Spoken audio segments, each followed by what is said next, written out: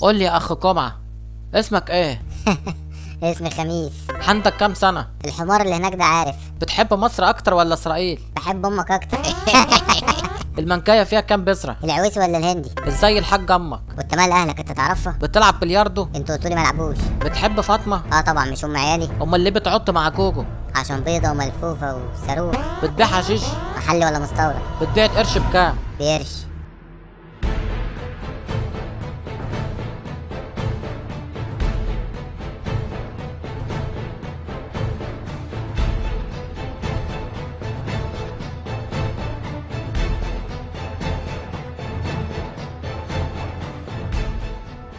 قول لي يا اخ جمعة. كفاية بقى، خلوا الطلعة دي عليا انا. اتفضل. انتوا اخوات؟ وتوأم كمان. هموت واعرف مين البقرة اللي حبلت في عجلين زيكم. يا ابن اللذينة، برافو يا جمعة، انت اجتزت اختبار جهاز الكذب ملوش رجلين، وده قليل قوي اللي بيعدوا منه. والله ما كان ليه لازمة موضوع الجهاز ده، انا طالما اديتكم كلمة خلاص بقت سيف على رقبتي. كلمة ايه يابا؟ ده جهاز بملايين مش كيس لب، ودلوقتي بعد ما وثقنا فيك محدش هياخد الجهاز غيرك. ما بلاش انا، الله يخليك، دي مسؤولية. عليه الطلاق من ام بنيامين، ما حد واخده غيرك. خلاص طالما مصممين مش هرد لكم كلمة، بس ما تنسوش حسابي وتكاليف العملية بتاعت فاطمة وفلوس اللانش. بس قبل ده كله انا عاوز اديلك حاجة.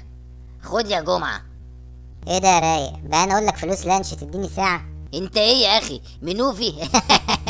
ماشي، هدية مقبولة. قول لي يا جمعة، انت معاك شنطة هاند باج؟ اه طبعا، دي فيها شراباتي. والشنطة دي بتحطها على كتفك؟ اقول لك فين وما تزعلش. خلاص، تحط الجهاز فيها وتغطيه بشراباتك، واول ما بتاع الجمرك يفتح الشنطة ريحة الشرابات هتعميه فمش هيشوف الجهاز. فكرة قذرة بس ممتازة. مش هوصيك على الجهاز يا جمعة. ما تقرفناش بقى يا عم، والله سيبه. خلاص. فاضل قد ايه يا جمعة؟ 3 ساعات ونص بالتمام، وانا هقعد وش في وشك كده 3 ساعات ونص. ما تيجي احسن نشوف لنا فيلم هندي على ما يعدي الوقت. دلوقتي انتوا قلتولي اسمع كلامهم في كل حاجة، صح؟ صح. داني دلوقتي محضر قدامه ازازة شمبانيا، واتفقنا نضرب النغم في وقت واحد. وفين الشمبانيا اللي قدامك؟ اهي، بتبيه تركيز 12%.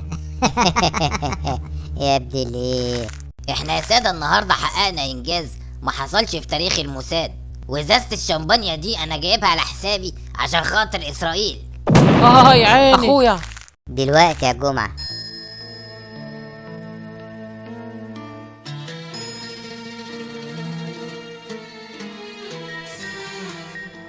وصلت، يلا نضرب النخل.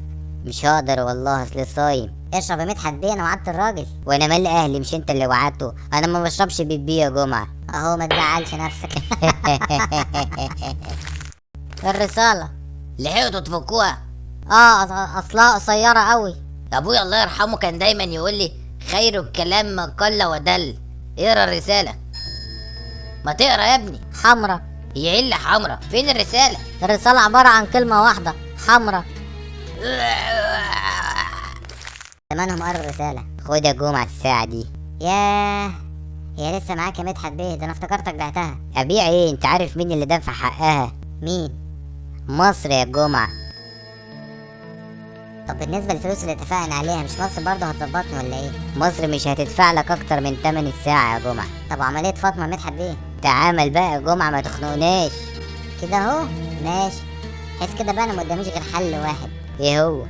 هبيع الجهاز. انت متأكد يا جمعة انك عملت العملية كويس؟ انا مش عارفة انت ما خلتش دكتور اللي يعملها ليه؟ يا بطة، انا ما امنش لاي حد يعمل لك العملية غيري. وكمان احنا اولى بتكاليف العملية عشان جهازك يا بت. شايفاني؟ شايفة؟ يلا يخرب بيتك، انا مش شايفة حاجة يا جمعة، مش شايفة حاجة. وايه الجديد يعني؟ اديك في السقف تفحر، اديك في الارض تفحر، اديك في السقف تفحر، اديك في الارض تفحر، اديك في الجركن تركن، اديك في الحاره سجاره، اديك تلبس نظاره، اديك في الحاره سجاره، اديك تلبس. الو. ايوه انا سعد الداني. انت مين؟ ايه؟ باسم ابني اتخطف؟ اتاكدتوا من الخبر ده قبل ما اقلب الدنيا؟ ما بقاش سعد الداني لو باسم ما بقتش في سريره النهارده. كده يا مافيا بتخطف ابني. ماشي.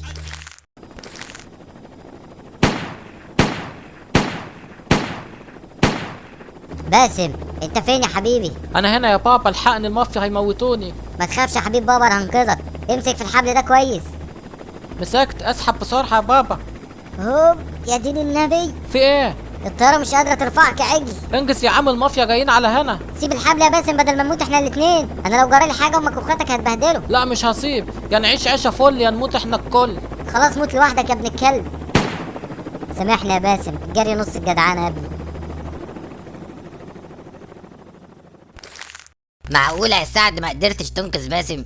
اعمل ايه بس يا رفقي؟ انا اضطريت اكدب على ألفت واقول لها اني رحت لقيته ميت. انا مش عارف المافيا بتعمل معايا كده ليه. انت عارف انهم بيهربوا السجاير الصيني لمصر، والتوكيل بتاع السيجارة الإلكترونية اللي انت خدته أثر على المبيعات بتاعتهم. يقوموا يقتلوا ابني يا رفقي. هد اللعب معاهم يا سعد، انت مش قد غباوتهم.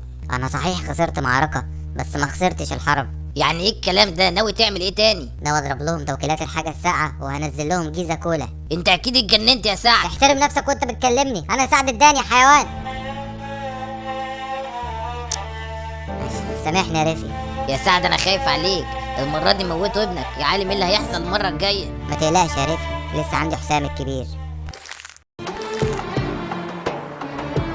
انا فرحان قوي يا بابا انك ركبتنا معاك عربيتك الجديده. امال ايه يا حس؟ ده انت ابني الوحيد بعد باسم اخوك ما مات، ودي اقل حاجه اعملها لك. طب وبالنسبه لجيزه كولا مش هتخليني امسك الشركه؟ انا حسام مش عاوز احرق لك المفاجاه، انا خليت عمك فوزي يظبط لك ورق اداره الشركه. يلا يا حبيبي يا بابا، انت اعظم اب في الدنيا، بس انا خايف من المافيا لا يموتوني زي باسم اخويا. يموتوك؟ انا هعتبر نفسي ما سمعتش حاجه. انت عارف العربيه اللي انت راكبها دي مالها يا بابا؟ مالها؟ دي ضد الرصاص يا حسام، انا برضو لازم احميك. هتعمل ايه يا بابا؟ هثبت لك انها ضد الرصاص. اي عيني حسام، عيني الرصاص ردت في عيني يا بابا، عيني راحت. اي الله، جرى لك ايه؟ فين ابوك يا حسام؟ حسام، حسام، لا عملوها الكلاب، عملوها الكلاب.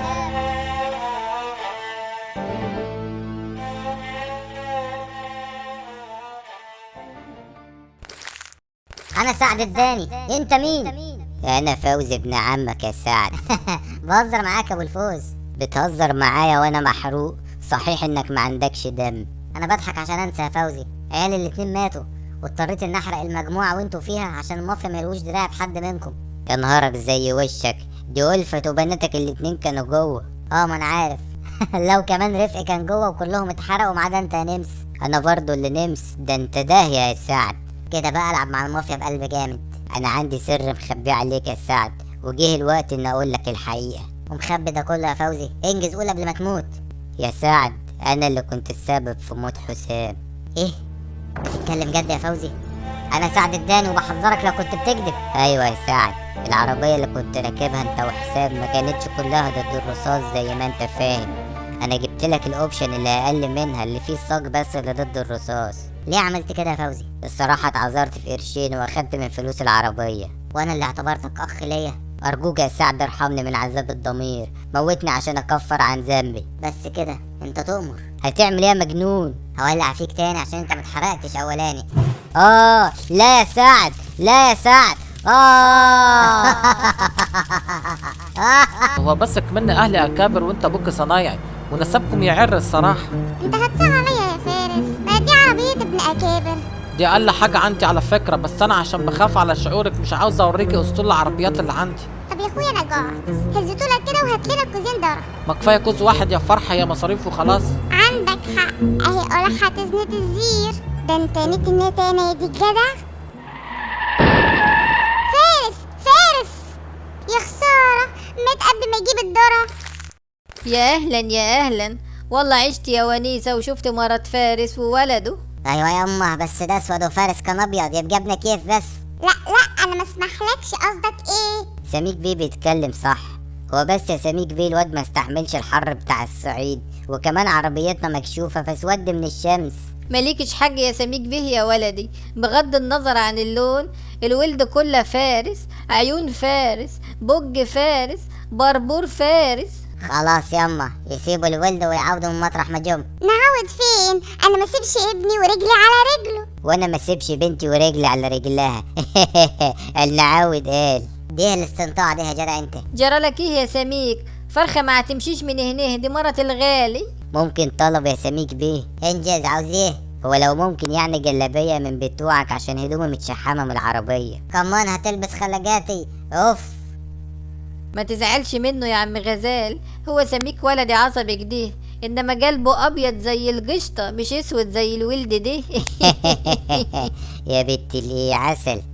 من الحق ومفيش شوية عسل كده ومشال تتلحنا على لحم بطننا من الصبح. غالي والطلب رخيص يا عم غزال. الواكل يا بنتي يا نجاة.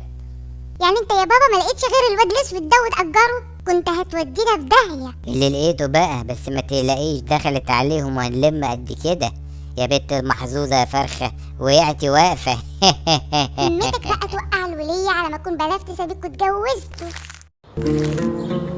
ما تتصورش يا عم غزال اني فرحانه كديه بوجودكم هنا. لا انت لسه هتفرحي اكتر لما اعبرلك عن مشاعري، بس بلاش عم غزال دي، انت اصلا قد امي وانا ساكت.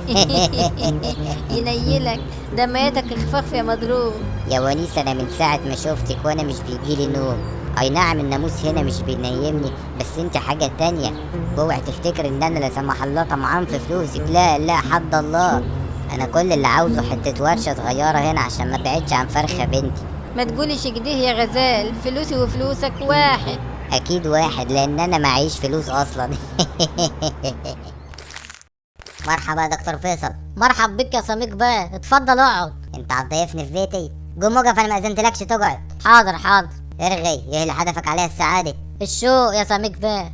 شو جه ياض انت؟ انا الصراحه جاي طالب ايد فرخه. bah فرخة؟ وانت شفتها وين؟ اصلها لما كانت بتقابل فارس كنت بروح اقعد معاهم، وانا دلوقتي احق واحد بيها بعد ما مات. طب اسمع يا دكتور البهايم الكلام اللي هقوله لك ده وتحط حلقة في ودنك. فرخة وملكش صالح بيها عشان دي تخصني، وان كان ولا بد يلزمك تتجوز من هنا. عندك الحاجة ونيسة ست كمل وعندها اكسبيرينس وام اعز اصحابك. والله كان نفسي بس هي مرتبطه مع ابو فرخه. يبقى خلاص تورينا عرض كتافك وتفرجني جمال خطوتك. انت بتطردني من بيتك يا سميك. سميك بيه يا كلب، يلا غور. ماشي انا هروح لوهب السوالمي، على الاقل اجدع منك ويفتح لي عياده كمان. مش هتلحق. الرهاين جاهزه يا سميك بيه. يا اهلا بريحة الغالي فارس. ارحمنا يا سميك بيه، احنا في عرضك، وانتوا كنتوا هترحمونا لما تخلونا على الحديد يا نصابين. دمراني. اوامرك يا سميك بيه. هاي الرحمة. بس ايدك كفاية. كفاية يا دمراني. شويه كمان يا سميك بيه، دي لعبه حلوه قوي. قلت كفاية يا دمراني. اوامرك. يا سميك بيه حد يعمل كده في مرات اخوه؟ حرام عليك. او مرات اخوي، انت فاكرة نفسك هتقدر تنصب على سميك بيه العزايز انت والنطع دي؟ مين بس اللي سمم دماغك بالكلام الفاضي دوت؟ الواد الاسود اللي بتقوله ابن فارس خوي، انا عملت له تحليل الDNA وعرفت الحقيقة، وبناء عليه تم الاتي. الواد وبعته بتمن اكتر من اللي اجرتوه بيه، وقبضت تمنه بجيبي كماني، والليلة كاتب كتاب فرخة على دمراني. دي عفشه قوي يا سميك بيه، بس طلباتك اوامر، هنعصر على نفسي ليمونه.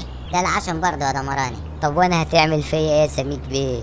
ارجوك بلاش تتهور، الحقيقة اللي انت ما تعرفهاش ان اتجوزت الحاجة ونيسة. يكشي تقصد الورقة العرف اللي ضربتوها، اللي هي في الاصل تنازل رسمي منك للحاجة ونيسة عن البيت المعفن اللي عندك. ايه بيت يا نصابين يا حرامية يا نور؟ مش بس كده، ده انا كمان فككت عربيتك